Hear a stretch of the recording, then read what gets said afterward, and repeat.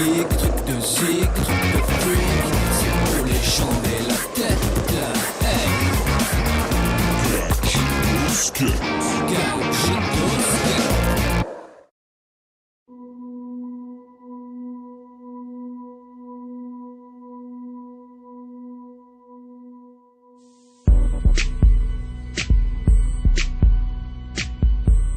Bon, salut Ibrahim, t'es là pour un peu raconter un peu l'histoire du skate à Paris, hein, notamment à la Défense, que tu connais bien.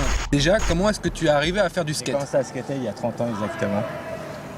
C'était un été en 81, j'ai été dans le sud de la France, j'ai toujours été habile de mes mains, donc j'avais fabriqué un arc et je l'ai échangé contre un petit skate en plastique de l'époque avec les roulages en gomme. Et quand je l'ai eu, le skate, j'ai su que c'était mon objet. D'accord, donc tu as fabriqué un arc et tu l'as échangé contre un skate. Quelques mois plus tard, je suis allé m'acheter une planche d'occasion à 50 francs à l'époque. Ouais. C'était une Sims, Henri et Thérèse, avec les petites bosses sur les roues à l'arrière. Ouais. C'est hardcore quoi. Et j'ai commencé à skater avec ça. Toi, t'étais début de la génération street quoi. Ouais, des premiers tricks, des banks, des catchs, des boneless. C'était l'époque où on volait en l'air et c'était une de mes époques favorites. On jetait en l'air et puis on essayait des trucs. C'est des lumières, ça va s'allumer plus tard. Le skate, ça voulait rien dire, c'est un sport pour des enfants quoi. Je sais pas, c'est comme... Aujourd'hui, tout sport maintenant mérite. Le yo-yo ou le hula-hop. Voilà, à son mérite, on peut devenir professionnel dans n'importe quel sport. Moi, je skatais à Trappes, Saint-Quentin, puis j'ai avancé sur ma ligne de train petit à petit. Et en fin de compte, les mecs de Trappes sont arrêtés, donc je suis allé à Saint-Quentin, où j'ai rencontré Bruno et d'autres skateurs. Bruno Onifitak, d'accord. Asiatique, qui skate tout le temps avec moi, mon frère du skate. On a grandi, on a pris tous les trains pour aller skater. À se galérer pendant des heures parce qu'à l'époque, pour venir d'où on venait, c'était au moins 1 heure pour arriver à Paris. Puis on n'avait pas l'argent, donc on grugeait, il fallait changer de train. C'était la mission quoi.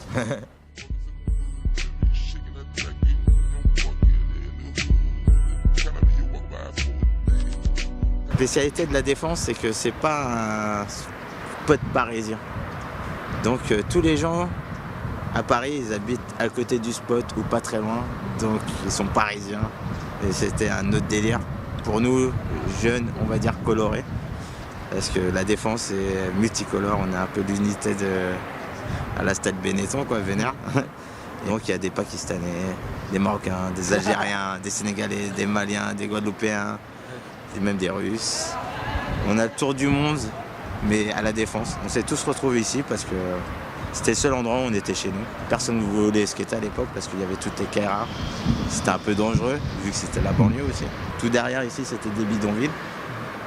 Et nous on est arrivés, puis c'était tout nouveau, granit, marbre et des spots partout. Le truc incroyable à la Défense, c'est qu'on a toujours été un peu haut de classe du skate. Donc on a voulu prouver on méritait de skater parce que... Ça y est, level quoi. Parce que partout où on allait, les gens ils nous regardaient, regardaient avec leur board. Regarde, les Kaira, nanana. Donc on voulait prouver qu'on savait faire du skate, qu'on n'était pas juste des branleurs avec des skates. Donc on a performé plus que n'importe qui, je pense, à Paris à l'époque. On avait un level, il y avait vraiment de tous les styles, flat, big, rampe, mini rampe. On avait vraiment toute l'école du skate regroupée à la Défense avec tous les types de spots. Et toute son histoire aussi, que les gens connaissent dans le skate, les problèmes de boards qui disparaissent quand tu viens skater avec ta board toute neuve de Street Machine à l'époque. C'est un peu blasant quand tu vois un Parisien qui arrive avec une board toute neuve et qui fait 2-3 tricks et qui la rentre pas et qui squatte toute la journée. Alors que toi tu te fais chier avec une board en carton presque toute la journée à rentrer des tricks de ouf. Donc tu dis cette board m'ira mieux peut-être, je l'utiliserai mieux que cette personne qui va la casser sur un coup de vénère. Moi je vais la skater pendant 3 mois et je vais la retourner. En gros, première personne qu'on voyait si c'était pas les contrôleurs en sortant de notre train de banlieue, c'était les Black Dragons qui squattaient direct à la sortie du RR et qui contrôlaient toute personne qui était Zulu, Kaira à l'époque, comment t'étais habillé avec tes chaussures, et c'était de la dépouille quoi. Donc t'arrivais, tu faisais pas partie du lieu, être dépouillés. Puis nous, on était des personnes acceptées grâce à des personnes comme Vassili ou Mourad, et Tim Sarrazin, plein de gens de toutes les banlieues qu'on représentait qui connaissaient chacun des gars d'une banlieue qui faisait partie de tel crew. On a presque tous arrêté l'école avant l'âge légal d'arrêter l'école. Donc on a tous arrêté, c'était dans 5, 4, 3e. On n'a jamais fait des secondaires, quoi. Donc on venait skater tous les jours, du lundi au dimanche, on était là. Et rendez-vous à 14h au Crédit Lyonnais. Bon, c'est un spot de flat, il y a 3 marches mais tu peux rien faire, et un petit curb. Et on était là, on skatait pendant des heures. Puis après on allait au 360, au bâtiment Bulle. Parce que tous les spots, c'est par rapport au bâtiment qui est indiqué. Donc on connaît chaque bâtiment, comment y arriver le plus simple pour que ça roule, parce qu'ici c'est que du parvis avec des petits cailloux. Les chaussures, les casques de Walkman, le hip-hop. On a apporté pas mal de la street culture dans le skate à Paris, qui était déjà existant à l'étranger, aux États-Unis, on va dire. Le truc, c'est qu'on a toujours été des performeurs, donc les premiers gars qui sont commencé à aller aux États-Unis, c'était dans les années 91, 92. Et puis ils y allaient 3 mois, 3-4 mois, ils dépassaient leur visa. Et dont l'un des masters, c'est Marco, qui allait plusieurs années presque là-bas, il s'est même marié là-bas.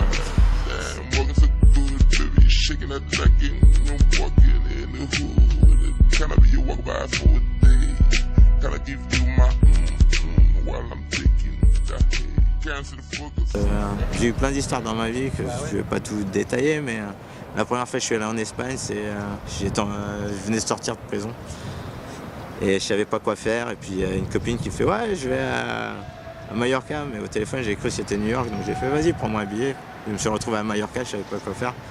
C'était la première fois que j'ai arrêté de skater aussi longtemps, 1 an, et enfin, quand je suis arrivé à Mallorca, à Safachina, qui est le spot master de l'Espagne. Tous les Espagnols ils vont en vacances à Mallorca, skater là-bas. Et c'est là où j'ai repris le skate et repris du plaisir.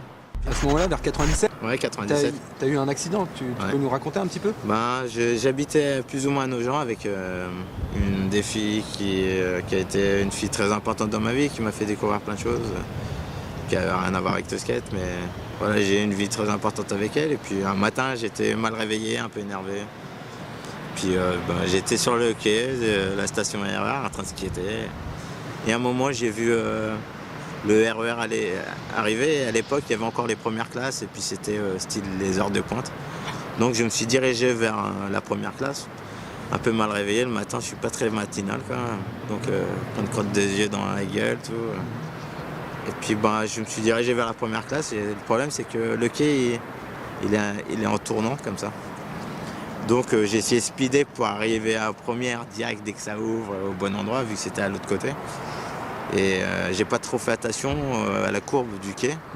Et il y a des petites bulles de caoutchouc pour les aveugles. Que j'ai fait un skate stop dessus, un vrai hang-up over the top. Et juste à ce moment-là où je suis passé, il y avait le train qui arrivait au même moment et j'ai tapé contre la vitre du conducteur qui a dû me voir arriver sur sa vitre. Et donc au moment où j'ai rebondi sur sa vitre, je suis tombé sur les rails, il a freiné et il m'a poussé sur 25 mètres à peu près. Je suis resté bloqué avant le système d'anti-suicide et je ne pouvais pas me déplacer. Je suis resté 1h30 sous les rails. Ouais, ils ont dû soulever la locomotive pour te dégager, quoi. Exactement. Et en fin de compte, moi tout ce que je voulais c'était mourir à cette époque. Ouais. Parce que pour moi, le plus important dans ma vie, c'était le skateboard. Il n'y avait rien d'autre, quoi. Moi, je voyais pas ma vie sans skateboard, donc j'avais l'impression que j'avais plus de jambes. Je pouvais pas me lever, bouger. Donc j'étais là, tuez-moi, simplement. La vie est finie, quoi. Puis je me suis réveillé 3-4 jours plus tard à l'hôpital, avec plein de trucs. Puis ça me restera des séquelles à vie. J'ai toujours une barre dans la jambe avec 4 vis qui me tiennent cette barre. Il t'appelait le miraculé à l'hôpital, si je me souviens bien. Ouais. Moi j'ai eu beaucoup de chance à l'hôpital. T'as eu quoi, le coude, la hanche et le genou cassé, quoi? J'ai eu des impacts d'os dans le genou. J'ai eu le fémur cassé, le bassin cassé, puis quelques balafres. Mais finalement je me suis bien sorti quand même. Super bien sorti. Et puis tout le milieu de skate était là. Bon, c'est majorité des gens de la défense sont venus parce que quand même faut oser. Les gens ils nous connaissaient tous, mais on n'était pas tous potes spécialement, même s'ils nous kiffaient, tu vois, ce qui était avec nous. On n'était pas tous potes. Mais les gens ils m'ont envoyé des magazines, des vidéos, des photos. Tenir le confort, quoi. Que je kiffe la vie, quoi. Ouais. Que je kiffe la vie, que j'oublie pas, qu'il y a des gens derrière tout ça qui sont là pour m'aider aussi. Ouais. Et puis pendant longtemps j'ai cru que j'allais pas faire de skate. Vu que j'étais blessé vraiment avec des séquelles. Et un jour je suis parti aux États-Unis sur un coup de tête. Je suis arrivé à New York, je suis resté pendant 6 mois et puis il y a un pote à moi qui s'appelle Junebug, que tu connais bien, Bah oui. qui est venu me visiter, qui est un bon pote à moi qui venait à Paris à l'époque. Et donc il est venu me visiter et puis un soir il faisait plein de business avec des magazines, NIC, des pubs et des machins à gérer pour son magazine. Et il m'appelle et avec une meuf qui habite à New York de Chicago qui mixe dans une soirée, il me fait ouais tu peux prendre ma board pour nous rejoindre. Ça faisait 2 ans que j'étais pas monté sur une board, je prends sa board et la banane. Ouais. Incroyable de rouler sur une board et je me suis senti trop bien. Puis il est reparti, il m'a fait garde la board, garde des chaussures, fais du skate. Je sais que t'es pas bien en vrai, t'as besoin de faire du skate. Et j'ai repris le skate à New York et c'est assez plaisant de skate à New York parce que les gens, c'est comme à la Défense, ils t'acceptent pas parce que tu te vois comme un étranger qui est là 6 mois parce que c'est les parents l'ont envoyé, l'école ou je sais pas quoi. Mais au bout d'un moment, tu vois, les gens étaient obligés de m'accepter parce que moi, je skatais en gros de midi à 7h du matin. J'étais sur tous les spots de New York. Ça soit totalement downtown jusqu'à Middle City. J'étais sur tous les spots en train de skater, non-stop, vénère. Et j'ai skaté avec des gens comme tout le team New York. Mes meilleurs potes, c'était Kim Cardona, il y avait Danny Supa, Jeff Peng. Tout le monde m'a aidé, donné du matos. Voilà, Harold Hunter. Harold Hunter qui était un super pote qui m'a toujours invité à venir dormir chez lui, mais j'ai toujours refusé, mais je sais pourquoi. Mais voilà, c'est un mec qui avait la main sur le cœur. C'était pas un incroyable skater, mais quand il voulait skater, il faisait des trucs de ouf. Et ça, aux États-Unis, c'est ça que j'ai appris dans le skate. Quand je suis arrivé aux États-Unis, skater aux États-Unis avec des skateurs américains, tu passes à un autre level dans le skate. Il faut être dedicated. Voilà, mais c'est que tu peux faire tout ce que tu veux déjà. Le concept américain, c'est que tout est à portée de main si tu le veux. Donc tu peux entrer n'importe quel trick, tu peux faire n'importe quel end-drive. Si tu veux, tu peux. Tu peux te rétamer, c'est sûr, mais si tu veux, tu vas le rentrer au bout d'un moment. Et donc voir des Américains qui sont même pas capables de faire un ollie sur 3 marches, tu vois, qui vont te faire un end-drive en blunt, tu fais mais c'est quoi ce bordel? Donc tu t'essayes. Donc je me suis essayé, puis après j'ai skaté comme un fou à New York. Je me suis blessé, l'histoire de ma vie, je me blesse assez régulièrement. Donc à l'époque, pas d'assurance, tout. Moi, je suis resté avec un poignet qui est toujours en couille, qui claque. Ouais. Ça m'a pas empêché de skater. Puis après j'ai bougé à Chicago, j'ai skaté avec les anciens de Team Alva, Stevie Dredd. Oui, je l'ai rencontré lui à Price, il bosse c'est un des propriétaires maintenant. Stevie Dredd, Jesse Newhouse. Super skater, légendaire, incroyable. Et puis j'ai rencontré plein de gens, Stevie Williams, Josh Callis. Merci Ibrahim pour toutes ces histoires. Je pense que vous avez compris que en fait, le skate c'est toute une vie, mais le plus important c'est comment on est impliqué là-dedans. Et quand on est un skater, il n'y a pas beaucoup à chercher pour être heureux, il faut faire du skate. Voilà. Donc je crois que c'est ça la morale à retenir de l'histoire. Même s'il y a des bad, des histoires qui vous arrivent, n'oubliez pas de faire du skate. Merci Ibrahim. Un plaisir. Moi, je vais faire une spéciale dédicace à toutes les personnes qui nous ont quittés et qui faisaient du skate et qui ont fait ça de leur vie. J'en ai une spéciale pour un ami que j'oublierai jamais, Olivier Billet, qu'on appelait Livey, skateur de la Défense. Un mec incroyable, qui a fait Sciences Po, qui a fait des études de ouf, poussé par sa famille, et puis lui aussi très motivé, très intelligent, qui est mort très jeune. Et le truc que je peux dire, c'est qu'au moins ils ont fait un truc qui leur a fait plaisir, où ils ont un peu oublié la société et ils ont pu profiter de la vie au maximum. Et c'est une dédicace aussi à Harold Hunter, à Keenan Hamilton et à tous les riders qui sont morts. Mais voilà quoi, Tim Broch, Christophe Betty, il y en a plein. Les noms, on peut enchaîner, mais voilà.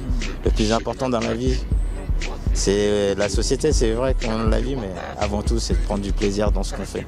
Qu'importe ce que tu fais, même si c'est collecter des timbres, fais ça avec du plaisir. C'est tout ce que j'ai à dire.